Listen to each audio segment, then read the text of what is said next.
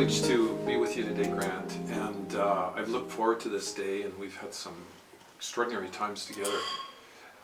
You're running as the leadership of the Conservative Party, and clearly you carry a mantle as one who can truly be Prime Minister of our nation. And in that regard, you really came into this with a sense of a heartbeat, into a call as to why you're doing this. This is not just a convenient action on your part. Why do you feel that, Grant?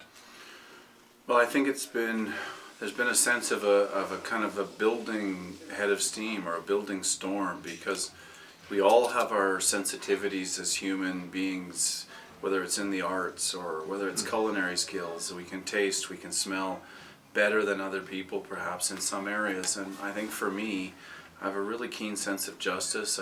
I'm trained as a lawyer, and I've been watching some of the deteriorations that are happening in terms of our freedoms a way back, maybe, well, some would say for years, decades even, but for the last 5 years there's been a picking up of speed of that, and I've been troubled by that in the nation.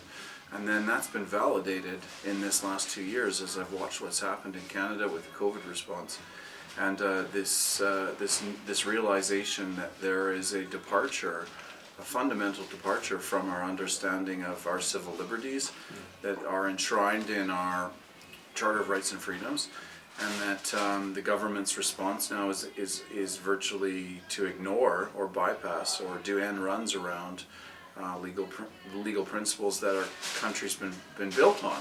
And a lot of times it's nice in a nation when we don't have to talk about legal principles, because it sounds like quite a boring topic, but the reality is they house the heartbeat of the nation as kind of a defensive fortress to ensure that the spirit of a people is maintained. And what's happening is that heart is being ripped out of the country, and that's why people are saying, where has my country gone? That's right. Where is our nation? What's happened to our country? And so there is an agenda that's being played out in this nation that is deconstructing what we understand our nation to be about. And it's an insidious embedding of an ideology that is ripping out root and branch in terms of what we understand our nation to be as Canadians. And I think part of this last 2 years is having the evidence to see that that's happening, because there's things that don't align with what we know Canada to be. And then there's a recognition that we have to actually start to engage what I call the sociological pathology of what is happening. And that is, what's the pathology of the disease that's confronting us, this virus that's coming at us? And we need to climb into the molecular structure, almost, to use a scientific kind of metaphor, and say, we need to break this apart and figure it out. And so I think that's what a lot of Canadians are doing now. They're looking and they're saying, what's happening and why? The annoying irony of this is that we're being told what's happening, but we're not connecting the dots to know what that means. And so what I mean by that is, we hear Prime Minister Trudeau saying COVID has provided us with an opportunity for reset. We're hearing him say that Canada will be the first post-nation state. We're hearing in the last election that there are ground-sweeping changes going to happen in this nation, and that Canadians deserve the right to engage and to understand what those are in the format of an election.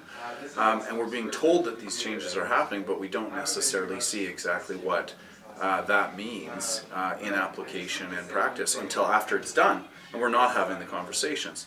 And so I'm running for the Conservative Party because I see that these changes are happening, and yet we're in a position where the stakeholders within the party are not flagging the fact that we're being told, and actually standing up for the citizens of Canada, the people of Canada, the spirit of Canada, the sovereignty of Canada, to actually engage and defend these issues. And so that's why I'm stepping into the fray, because I see that the infrastructure within the Conservative Party is non-responsive to these fundamental threats that are actually putting our nation at peril. And this is what's going on in the country, and this is why we have to have an engaged discussion that's different than what is happening on the narrative within the political spectrum.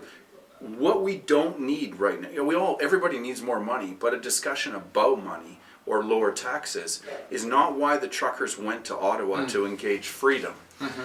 They they were going for and to engage on a heartfelt level of what is happening to the erosion of our understanding of our nationhood. Freedom, hope, the ability to raise your children in the ideological framework or religious framework that you wish to raise them, the ability to create wealth and build a business and have self-sustainability as a family, the ability to pass that wealth, the ability to dream, to be an entrepreneur. Those things are being eroded to the place that Canadians are feeling it, but don't necessarily have the narrative to understand why that's happening. And so this is the discussion that our nation needs to be having, and this is what I'm hoping to bring and confront in terms of the leadership engagement of the Conservative Party of Canada, because the bottom line is what this agenda is moving so quickly in terms of the changes, and we can talk about cell phones and bank accounts and the primacy of parental rights in Quebec changing. All those things are all evidences, but it's happening so fast. We don't have time for grassroots parties to develop and shape in this nation. That's true. There needs to be a reformation within the Conservative Party that can build our big tent back together, reunify as conservative thinkers in this nation, and create a response by a government in waiting, a loyal opposition whose job is actually to find the agenda to replace the existing government and start to lead again and return Canada to its promises, to the foundation stones that built it. That's why I'm running. You're incredible. What an articulation. You know, one thing you said is that rather than build a grassroots party that takes time, sometimes years, we don't have time. So you chose to opt into the Conservative Party, but to come in with the thought of the recognition of Reformation as a big tent party. Yeah. That really, you know, I think you've touched in the heartbeat of this, that there's been a disenfranchising of the heartbeat of people and the roots of what Canada is. And now it just seems that as one who is not a career politician, you know, you've come in and you've said, I want to hear what the voice of the people really is. Yes. What does that mean to you, Grant? Well, I think maybe the best way to start that conversation is the metaphor of why our democracy used to work as well as it did. So as you speak, Grant, to the whole issue of the big tent of the Conservative Party, Yeah. and the urgency of the time that we're in right now, and that a grassroots party, as legitimate as they can be, takes years to develop, takes resources, takes energies. The time is now to act. But really, as one who has not been a career politician, it's your greatest advantage right now because you're fresh. And your desire is very unique because you are listening to the heartbeat. What does this mean to you? Well, I think my answer to that question is that, and it's a metaphor, because if you look at the communities that we've grown up in Canada, we've understood an MP to kind of almost be like an uncle or aunt in the community, and as people had problems or there were problems emerging in the community, the people would sit down and talk to their MP. They would talk about where the appropriate place was to engage that problem, whether it was municipal or provincial or federal, and there'd be a guidance there that would help create that relationship of trust between the elected representative and the people in the constituency. And there was this sense of the grassroots shaping the policy through the MP. And what's happened, I think, in the last 15, 20 years, is suddenly we have policy being pushed down onto the people and being defined that this is conservative policy because we know this, or because other people think this, and it's not resonating at all with people in the grassroots. So there's a disenfranchisement, as you say, at a grassroots level, and that has been magnified and amplified recently with the example of the C4 vote that hasn't resonated at all with many of the conservative constituencies, and people are saying, you know, what's going on? Where's the party gone? And so these are the kind of what I call the existential challenge that the party needs to face in terms of this disconnection from the grassroots. And it's been complicated because we've had this COVID framework where people have been isolated from community, and so this issue of having a narrative pushed down is only made worse. And so we need to return to that sense of trust where the voices from the people are coming up into the party, and it's not being shaped by perhaps faceless leadership that are policy keepers within the party. So I'm always astonished when I actually look at the calculus within the Conservative Party, because 150,000 people in this nation will decide who the leader of the party is, and 100,000 people that are frustrated conservatives who care about this nation and who see what I call the legal deterioration of our charter rights and freedoms. If they actually engaged in this space, they would redefine the corpus, if you will, of the party, and it wouldn't matter what that infrastructure is that's guiding the policy in the organization of the Conservative Party. It would be the people deciding and pushing that back up into, and that's actually the root problem that we have to deal with within the party, because the Conservative Party keeps losing elections because what happens is they run a framework or a platform to win the leadership, and then they drift left to try and run an election, and they disconnect from both groups. That's right. And so we're constantly abortive and impotent. So now it's a case of saying, let's clarify what are the real issues within this organization. There's all kinds of social and fiscal conservative issues that are within the big tent, if you will.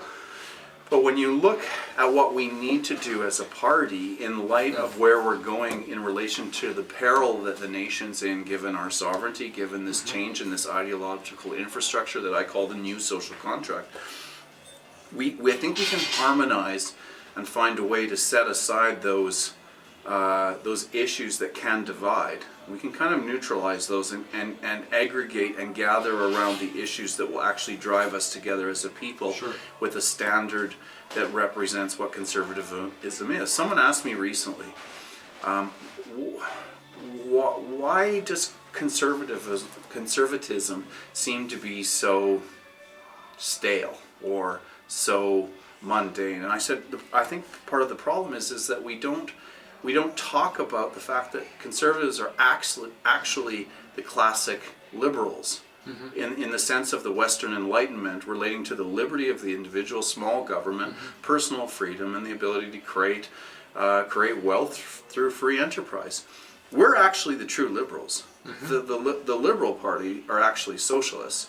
They want big government, they want collective energy, they want to have universal income, and they want to create dependence with people. And that's not what built this nation. It's not what the nation's about. And we got to start actually parsing what words mean and recognize that this nation needs to see again the purity and the power of what the conservative message is, and recognize that we're actually truly liberals in that sense of freedom. You're using the word freedom here very, at a core statement, a core level. I think it's part of the heartbeat in our nation. How, Grant, in your travels and in your own perspective, how fundamental is this issue of freedom?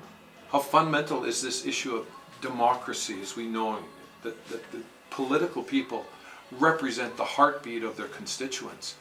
How perilous is it right now in your perspective? Well, I think the framework in language for this part of the conversation is that we're being told structurally that we're being moved to post-nationalism. What does that mean? Post-nationalism is something I think Canadians aren't familiar with as a term. I think I've been exposed to it, I think probably because of my study, but also because at the time of Brexit I lived in the UK and felt on a visceral level what the people felt in recognizing that they were losing their nation, they were losing control of their borders, they were losing control of their laws, and because their borders and laws were being lost in relation to their relationship with the EU, that they were seeing that their way of life, their sense of what they were as a people, was being diluted and undermined. And they said, you know what, we've been an aggregated group of British people for 1,000 years. That's right. We're coming together, we're not accepting this anymore. What became a good idea as a kind of an economic engine joining together to create a consolidated market force in Europe suddenly became a social experiment where ideologies were being shaped on top of economic agendas. And so there was this overlay that started to change the social contract of what it meant to be British, and suddenly the British realized that they didn't want to be the Europeans that were the framework that was being rolled out from Brussels. And so there was this recognition, economic alignment, great, but a re-articulation of our sense of people and the spirit of this nation, No. That's why Brexit happened. So what's happening here is the same thing, except that it's while we're being told, it's covert because no one really understands what that means in terms of post-nationhood, and yet we have the evidence of it right in front of our faces because A, we're being told, and B, there's endless amounts of legislation on the international level that's actually shaping what our sovereign responses are to issues. And the easiest one for me is this threat of the WHO legislation coming out of the UN that would allow a pandemic, if a pandemic's kind of defined after 2024, for the UN to be the primary response in terms of engaging Canadians' health response to deal with the pandemic. So it's not going to be our provincial and federal governments that are rolling out the care for Canadians or the control of Canadians in the health response. It'll be the UN. And so the simplest way for me to explain what post-nationalism means is that Canadians understand democracy. And they understand that if you see this is a good example perhaps, if you see that relationship between an elected or an elector, a voter, and their elected official, and you kind of put a rope between them and the elected official. If there's a problem, the citizens can pull on that rope or tug on it, and the force of that tug goes through the rope and they feel it and there's a response.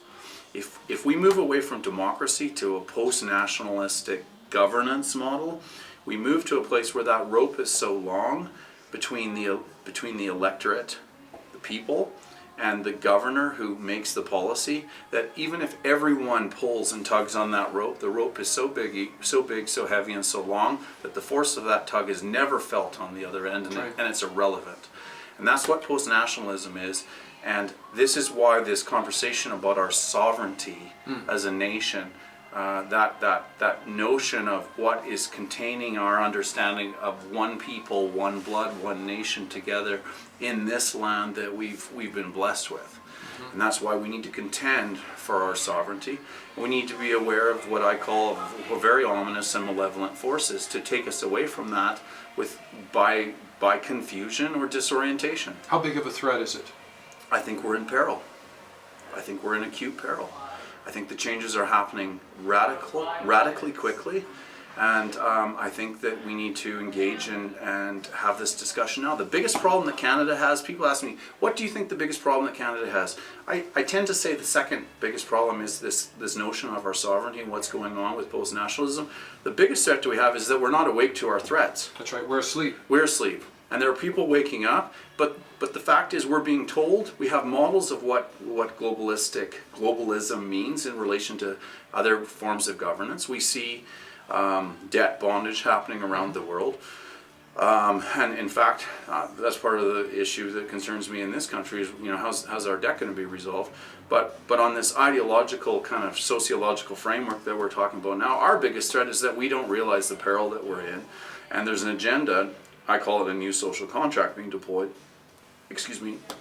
that's affecting the relationship between how individuals relate to their government and how our government becomes a part of a bigger international corpus, structure. And the best example of this, when I talk about this, because if Canada is going to move to post-nationalism, our sovereignty has to move into something. Okay, so what is the only receptacle for our sovereignty to move that I can see is the structure of the United Nations. Okay, Xi Jinping made an interesting comment in one of his speeches recently, and he basically said the forces and threats, and this is a loose translation, the forces and threats that the world is feeling now does not make it safe for individual national he's using the metaphor of individual national boats to be on the water. What we need to do is come into an arc together. Wow. And not have individual nations as their own ships on the sea, but move into one huge arc so that we're not buffeted by these threats. Again, it's fear, and there's this move to this collective nationalism that's taking us hugely away from our understanding of the significance of an individual created in God's image, imbued with inalienable rights by God, which are entrenched in our Constitution. And it's not a conversation about having God go down people's throats. It's the recognition that this foundation was built, this nation was built on a foundation of a Judeo-Christian civic moral order that has made the best nations, built the best nations and democracies in the world. And whether you believe in God or not, that framework has allowed us to thrive and prosper and have a blessed country. And that's what we're losing in this discussion, and that's what we need to wake up to. It's really powerful. You know, I would assume that the average individual would want to be free. I think the average person would want to have the empowerment to live a life that they really feel called to live and they desire to live, especially in the context of a democracy as we've grown up in over these years.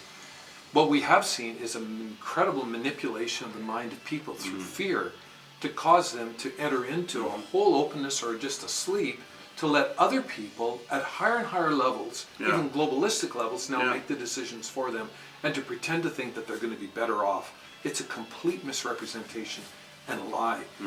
What do you feel, Grant, is the heart cry, your passion on what you feel called to represent in this time as you rise and rise as a leader, as an influencer within the Conservative Party of this nation? Like, what is the heartbeat that you're embodying in this time? Because you know what I see about you?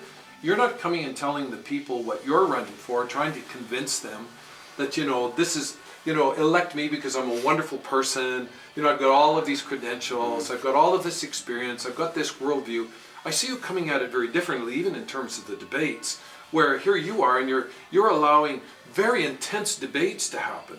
You're allowing people to voice what they feel, even vent their anger.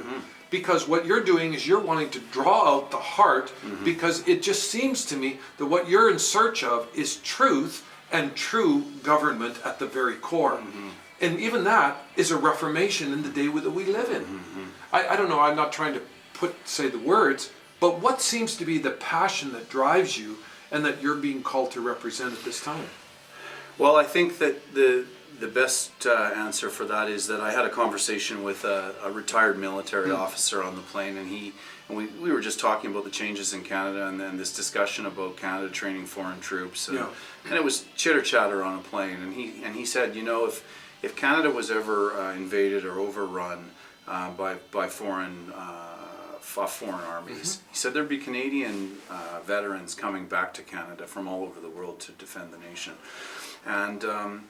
and that's probably the purest and simplest answer to what's going on. We have an ideological attack on our nationhood that it's insidious, and we don't realize that that's going on. And I'm engaging this component of our society, the political facet of our society, because I think it needs people to speak truth, to actually get real about the real conversations, and get to a transparency of what is actually going on, and to contend for our nation. And we're not seeing that happening, even though we're being told through all those examples I gave about COVID as an example. COVID is an opportunity for a reset. Canada's moving to a post-national state. That these are ground-sweeping changes we need to talk about in the general election. Where have those conversations been? And yet we're drifting towards we're drifting towards a place where we could be the generation that actually forfeits our own sovereignty in our nation. Yeah. And we don't know it. So that's what these conversations are about. Is it that we're forfeiting it, or is it that it's being robbed from us? Well, it's being forfeited because if the people were actually aware and stood up and responded, we would never lose it, because I believe the heart of this nation is strong and pure and engaged around the values, but we've forgotten and we haven't been able to talk about them because fear has paralyzed us the last 2 years, which is why there's been this acceleration of change. So there's this cloud, there's almost a veil of fear, and people talk to me, and they kind of, when I talk to people in what I'm starting to call like town hall discussions as I move around Western Canada now in terms of the engagement of this initial process of leadership race, people ask me, what about the World Economic Forum? Sure. Almost like they're afraid to whisper it because they're going to be told that they're conspiracy theorists and there's not a reality. And you know, look, I'm just on my phone here. I'll take the benefit of this for the sake of this interview and say, here's the thing. I don't know. Like, put that up to the camera. This is called the Known Traveler Digital Identity. Okay. And like, look at that, and just scroll up on that, and we've got a case of a structure being created where there's a digital ID for traveling, and who's the stakeholding partner in it? The federal government of Canada and the World Economic Forum. And yet we're not having conversations about post-nationalism, about foreign interference in our operation, and yet there are websites like this talking about how our digital constraints are going to be built for us so that we can move more freely. We're not moving more freely. We're not becoming more free. No, we're not. We're becoming more constrained. And if you look at even issues like Bill C-4, why were there no Conservatives in that vote that voted no, that voted against that bill That's happening? right. There wasn't one. There were a few abstentions, but for all intents and purposes, there's no difference in that vote to move it through 3 stages of the parliamentary process. If you voted to abstain, you voted to support it, because the whole thing moved forward. And now what do we have? We have a conversion therapy bill where parents, counselors, or religious leaders who choose to engage a discussion with a child who is confused about their natural birth or biology of their gender, they're facing up to 5 years in jail for engaging that. And why? We're not more free. We've actually put ourselves in a peril where our parents now face 5 years criminally. You can sexually assault a child in Canada and only get 3 years. How distorted is that in our nation? Mm-hmm. And that's why I'm standing up, because people talk about it drives me crazy in the formation of our leadership race that I hear people starting to talk about to standing up to lead our nation towards freedom, when they've actually sat down and led us into bondage by sitting. Mm-hmm. So to me it's hypocritical, and so we've got to get to these real conversations. You know, without elaborating too much more in this subject, although it's so important on the issue of freedom, because we know in our charter it's all predicated on the freedom of speech, freedom of religion, freedom such as this. What's happened to our freedom of speech in our nation? Is this a concern to you? Well, I mean, that's the first thing to go if there's a government that doesn't want to be challenged and has a tyrannical agenda. And you look at even the bill to allow journalists to have a license, like Rebel News. Yeah. What that says is you'll be able to do what you're doing as long as you comply and you don't offend. And that is not what freedom of speech is about. No. There may be a few limits to it in terms of things that we don't want people saying that are hateful and disruptive and cause division in society. But a strong democracy thrives where there's actually freedom of speech and people can actually vent and engage the discussions intelligently and openly in an open forum in the country. And we're seeing that close down. There's another form of freedom that we're actually seeing curtailed. Mm-hmm. So we've got religious freedom, we've got mobility freedom that's lost. People who choose not to disclose their health status cannot fly on tax-paid for travel infrastructure in this nation, including Air Canada. That's right. We know how many times they've been bailed out to get to the fact that they have a national fleet. So, I mean, these are almost whatever charter freedom you want to talk about, we're seeing a curtailment of our freedom. So we're not freer. We're actually having our freedoms constrained. Absolutely. And these things need to be challenged. You know, as a leader of the Conservative Party, and you carry this mantle upon your life, one of the things a leader has to be is a man of peace. You carry this. What is the essence of this character of peace that you carry that could take a big tent party and to allow everyone to be seen and heard and represented?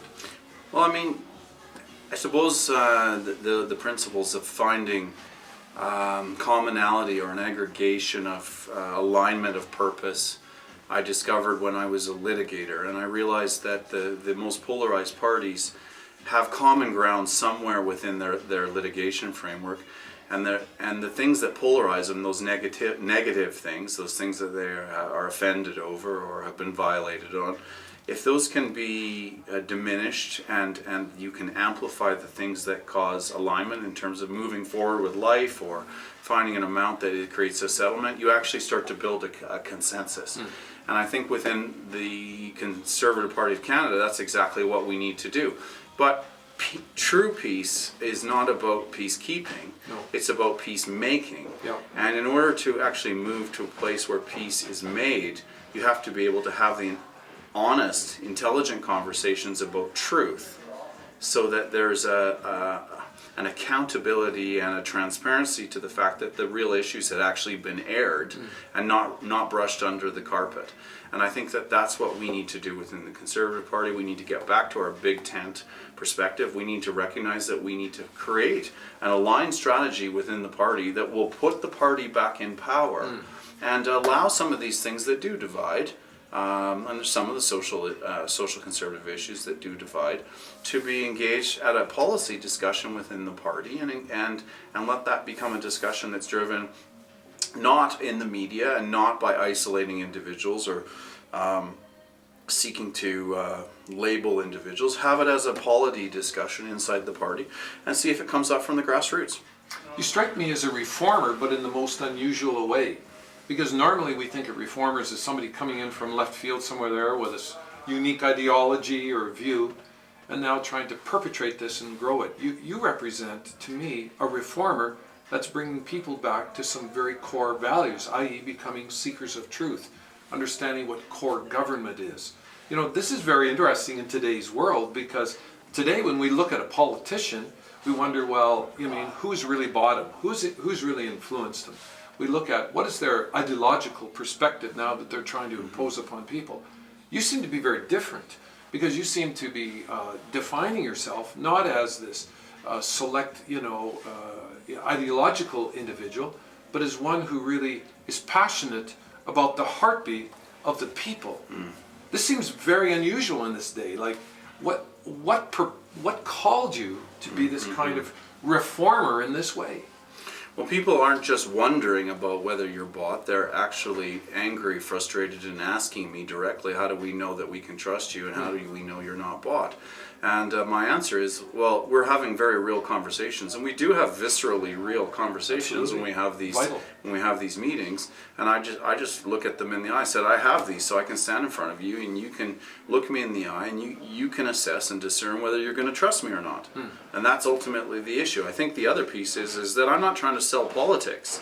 I'm actually interested in the government, good government for our people, so that our citizens can thrive again and be heard and prosper and be healthy and heal and let this nation heal. And I want to move to a place where we're actually reunifying the nation and getting us back to the place that we should be in terms of being punching above our weight in terms of influence the international agenda.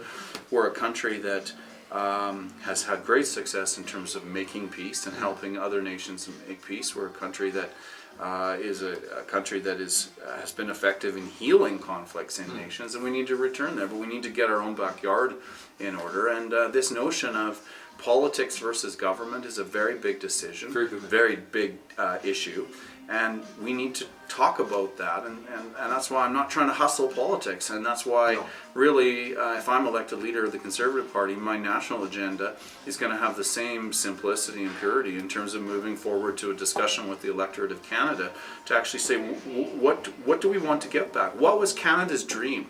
What have we been raised with in Canada, and the dreams that inspired this nation to thrive and be one of the most preferred nations for immigrants to come to? And I'm guessing, I haven't had to have conversations with immigrant communities or new Canadians from different nations, but I'm guessing that they're probably, some of them will be saying, we left our countries to get away from what we're seeing now. What is going on? And I think that that's what we need to return to and talk about, is what are the dreams that inspired Canada to be an amazing nation? What are our foundational values? And where we're at right now is a reality that we've drifted away from our moorings. And that's how this new social contract has come in, because COVID has created a fear-based society where critical thought has been paralyzed because everyone's been focusing on health. And the irony is, the Prime Minister is saying COVID's provided us with an opportunity for a reset, and we are being reset. And that has implications. I don't know that people realize that the implications may mean that our way of life, ideology, place in the world, and the heartbeat of us as a nation of people, one blood together in unity, is being stolen. Wow. You're speaking it, but now just articulate it a little bit more. If you were to look and say, if you could make a residual impact, catalytically, because you're a catalyst in your approach to things, you're a peacemaker, You're one who harmonizes rather than divides. Politics is so divisive by its very nature. If you're not for me, then you're against me. I mean, this is not how you think. It's not how you work. So when we look at the passion that motivates you, the passion that you could say, if assuming that I was a leader, how would Canada look? How would it be different at a grassroots level, at a national level, even international? You've kind of said it, but the very passion that drives you, that propels you to sacrifice so many things, to now say, I'm putting my life on the line for this. What is it? Yeah, and I feel like I am. I think it's returning to that concept of the pioneering spirit that built Canada, a nation of free citizens in strength together, empowered with freedom of speech and the foundational principles of due process that protect rights, yet also temper rights. And the sad thing is that the nation's lost the ability to talk about God, whether you're a Christian or a Jew or a Muslim or a Buddhist. And we have entrenched in our constating documents in this country, our Charter of Rights and Freedoms, that the foundations of this nation is the supremacy of God and the rule of law. Right. The supremacy of God is where our inalienable rights flow from, and the rule of law tempers them so that we love our neighbors as ourselves and that we don't do harm to others. And that's the synergy that has made this nation great. It's freedom under control, bringing strength, to align the country together in unity, prosperity, health, freedom, wealth, and family. And these are the things that are being uprooted and tugged at and taking us away from our moorings. And we need to get back to those moorings. We need to have these conversations and confront the very perhaps lazy language that we've slipped into, and actually auguring into what the words mean and say, you know what, you say that we're freer, but we're not freer. And confront that. And that's where this debate needs to go. It does need to go there. You talked about a bucket and carrying a bucket with one finger. Yes. Yeah. And how the person becomes fatigued. You know, so it's a brilliant insight. What's involved or what's needed to carry a bucket, like the multiplicity of fingers, a hand? Talk about that, Grant. Well, in some of the conversations that I've had with people who have aligned around the spirit of freedom that was exemplified or modeled for us in the convoy. Yeah. And there's a concern that spirit has been quelched and it's been silenced. And yet, what we saw in Canada, it was almost as though there was a finger that was pushed into this membrane of this narrative that we're talking about, that is this new social contract that's happening, but we haven't decided to agree to do it. It's just being forced upon us. And so the trucker convoy was rising up against that, and they poked a hole in it, an uncomfortable hole. And because it was only one finger going through that membrane of control, it was pushed out. You know, there was an overreaching sense of the invocation of the emergency powers, and there was a crushing. And in a sense, the power of that engagement was revelatory, because it let us see how far the government would actually go to disregard our freedoms in the form of bank accounts or cell phones or anything else. And so when I look at that and I kind of look at where our nation's at and what we need to do strategically, I see that there are a number of things that we need to do. And the metaphor that you've asked me about is like, well, one finger can hold a bucket of water for a few minutes, but a hand can hold it for a long time. Okay, so what are some of the strategies that we need to engage as the nation? Well, the truckers were one. I think we have to engage the political framework and challenge this membrane, this new contract, social contract that I believe we don't want. We want to refute. We need to have those conversations. So there's the political framework. There's the kind of the freedom convoy, if we want to make that its own agenda in the nation. There's this reality of engaging these discussions in the courts by tickets or whatever other legislation that's been allegedly violated and people have been charged with and are sitting in jail or whatever. There's a lot of people in the nation believe there's a spiritual reality where this actually needs to be engaged on a spiritual framework. That's a real one. And then there's this continued sense of our right to be civilly disobedient against a government that is actually curtailing our rights. And I'm talking about peaceful protest. And the fact that we had militarized police ride into Ottawa doesn't mean that our right to protest is lost, despite how they wish that it may be so. So we need to continue to stand. But those things together make a hand that can actually hold a bucket together, hold a bucket up. And I think we need to get a lot more intelligent as people that are recognizing, maybe have had the veils come off our eyes in terms of what's going on, and actually look at how we align strategy together. And there's a harmonizing effect that creates a congruency across the nation, because despite all the other issues that we may disagree with within the Conservative Party tent, we know that there's an erosion of our freedom and we need to contend for it. And those multiplicity of strategies brought together allow us to contend effectively. And that's what we need to do in this country. Wow, freedom is just a resonating message throughout your heart and this whole initiative that you're moving in. Let's talk about parents for a moment, and the family, the home. The next generation, the future of them. It's very interesting that you carry a heartbeat that the fundamental responsibilities for the raising of a child rests with the parent. Do you want to elaborate on that and the threat that you see happening right now as it relates to parenting and the next generation of children coming up, where those rights, those freedoms are being so threatened and so attacked? Well, there are the issues. The most glaring one at the moment is the Parental Primacy Law, and I need to check the exact stage it's at, whether it's been actually made law yet or not. But it's this notion of the state becoming the actual legal guardian of the child, and the parent kind of becomes a steward that makes sure the kid brushes their teeth. How many parents do you think actually would philosophically agree with that? I don't think any will. I don't think so. And but that is what's happening, and I think people are feeling that deeply. Do you think parents even comprehend the implication of this? I think that there are parents that have bumped into this movement away from parental authority, and they are being bankrupted by litigating against it. Their stories are being silenced because of the privacy of the child. The media is not cooperating in terms of being champions for freedom.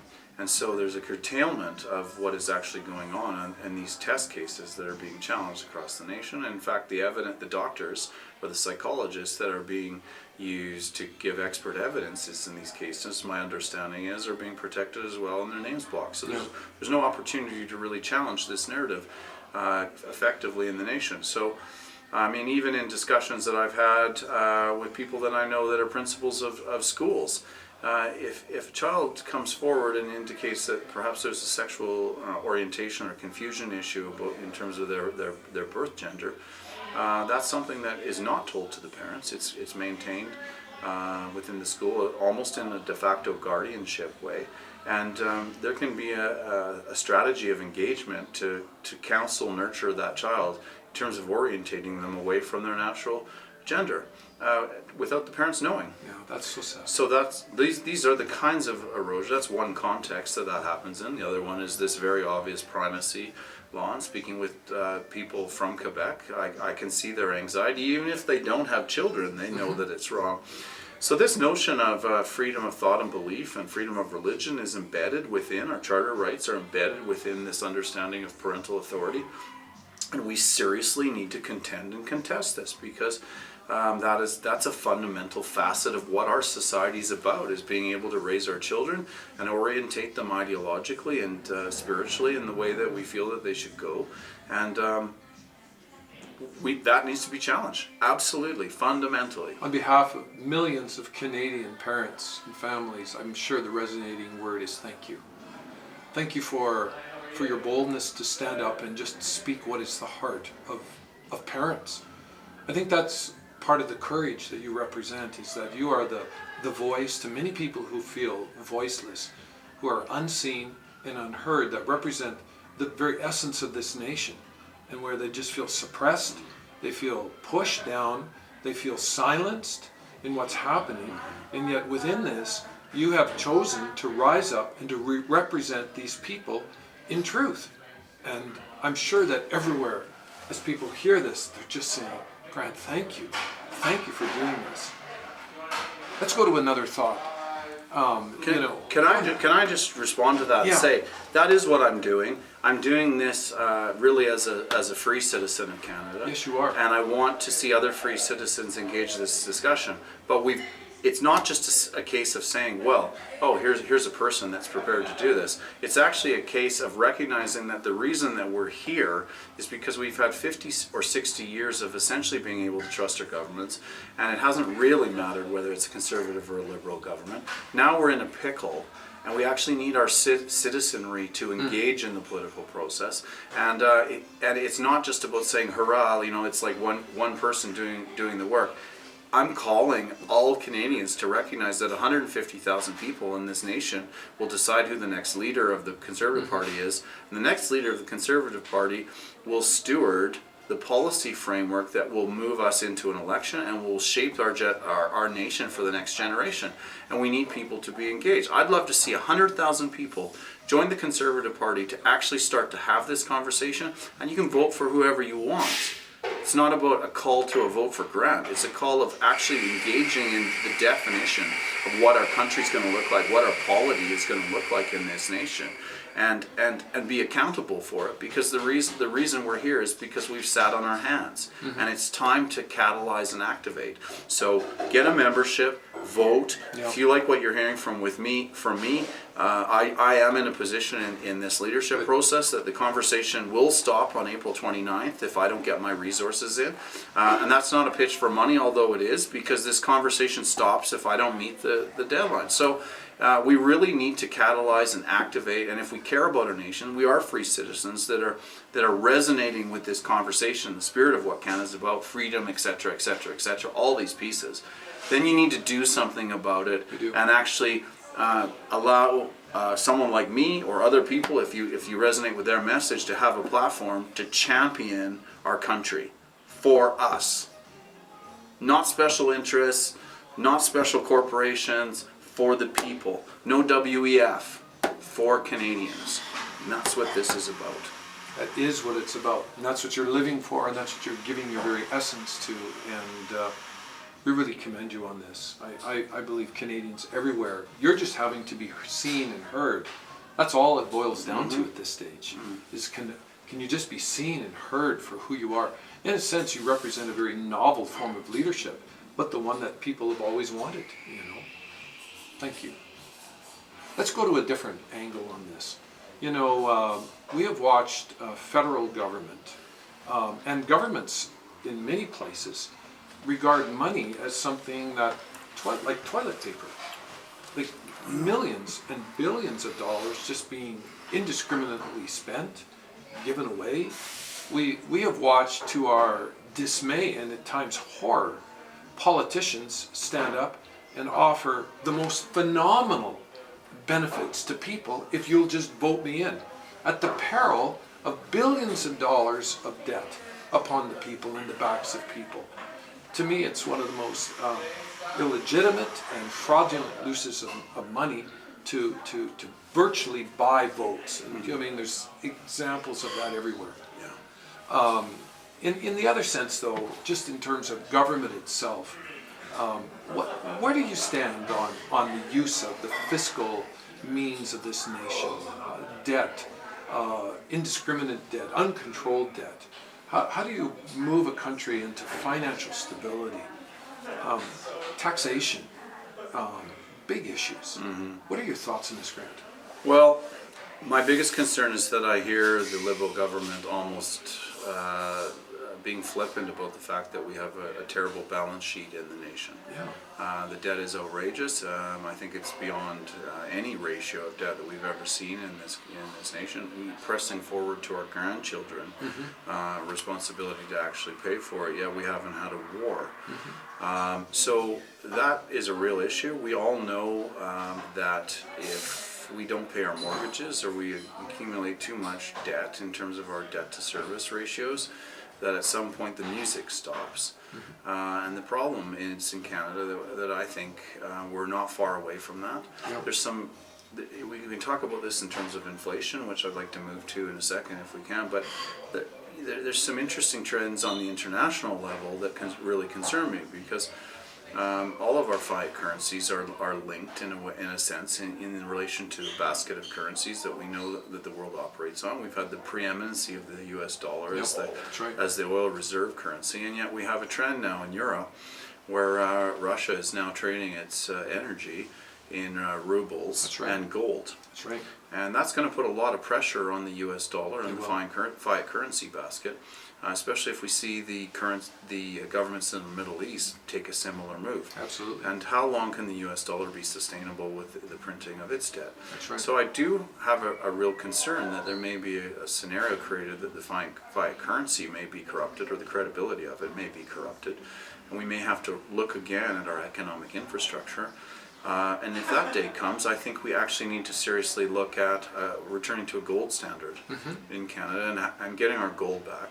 We're a wealthy nation, but Sure. we're poorly managed. Our people Poorly. are getting poorer, and yet there's a polarized group within the country that are getting wealthier. They are. And so that income disparity in the country is really troubling for a nation of people that value the individual ability to create wealth, and it's going to create further division. So we need to engage that economic discussion. We do. To ensure that there's a closer clustering of wealth, and that merit is rewarded in terms of risk, and that's part of the issue. So that's a big question in terms of Very big question. in terms of our debt.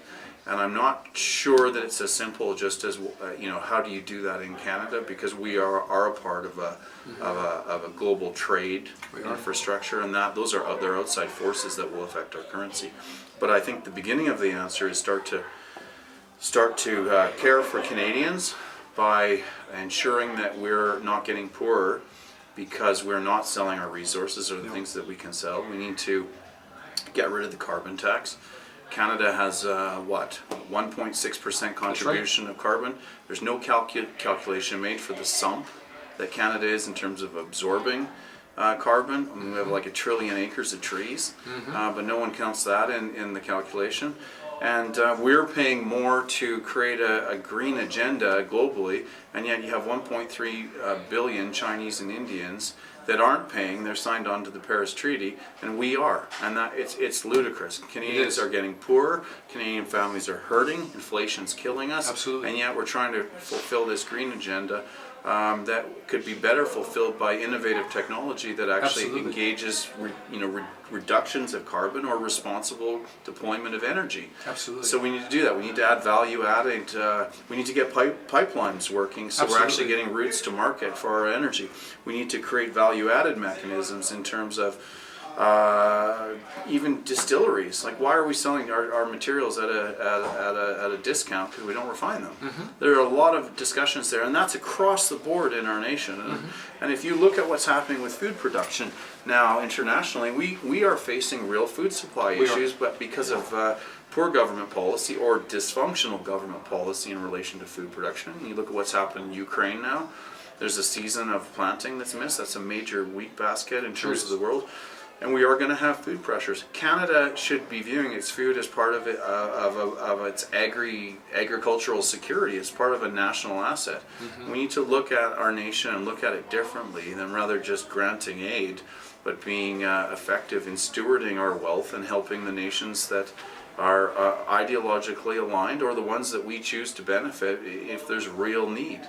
And so these are the kinds of things that I think we need to talk about. And there's so much here, but I think that actually we need to get back to preserving our own wealth, and part of that is ensuring that we're protecting our sovereignty in terms of our intellectual property. Absolutely. And ensuring there's not foreign interference, that we need to look at the ownership requirements of our land, our agricultural land, and our key corporations that relate to national security in terms of minerals or technology or communications. That's right. We need to look at that closely. In other words, you're saying, who owns our resources? Who owns our land in our country?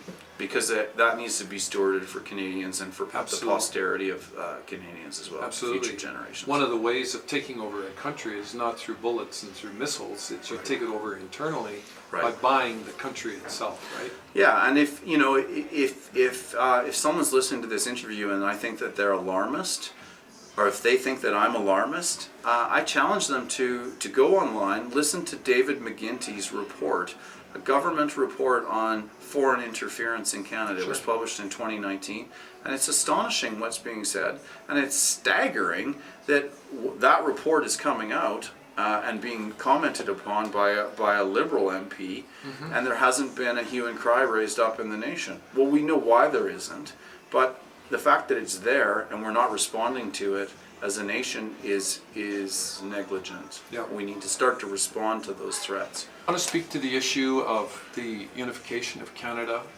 the alienation of provinces. Do you want to speak to the urgency of the moment that we're in? As it relates that if we don't do something, things are going to start busting loose on their own. You know what I mean? Or as a leader, maybe that would be the safer question. As a leader, when we see alienation in different ways, even from indigenous groups to provincial, the West, to, what makes a leader one who can harmonize this nation? Do you know what I mean? Is that a thought that you want to touch on? I think that we've had a 2 or 3 years now where there's been a lot of disunity created in the country, and people are feeling that, and not least of which because there's been an isolation of people. So there's been a cloistering of thought without being out in the public square talking to other people. And this is one of the most powerful things that I think came out of the convoy. It was seeing the great mixture of cultural Canadians in that convoy, all standing for freedom, all standing together. When you look at that, it's such a model, an example of the unity of what Canada is about in terms of all of our people coming together to make up a nation. And that's what was modeled. And that has created the opportunity for contrast of what we're feeling in these isolated components of our nation, whether it's a discussion about indigenous rights or Quebec or Western Canada. And right now Western Canada is bristling, and the conversation's not happening about what disenfranchised people are going to do with the fact that they have this sense that they're losing the country. And I think that there's sentiment across the country like that as well. Yeah. I think this is part of the discussion about having real conversations, and I think we need to carefully auger into those issues and allow a valve to happen so we can actually talk about them.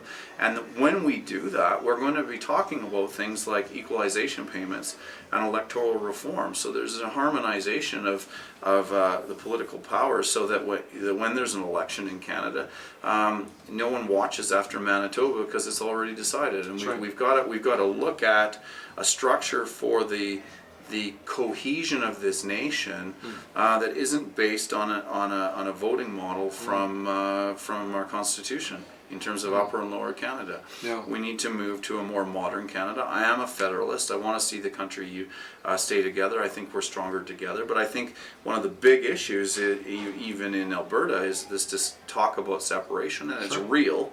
And I think the challenge is in many places out Canada, they just think that it's Albertans, being angry again like they were in the 80s.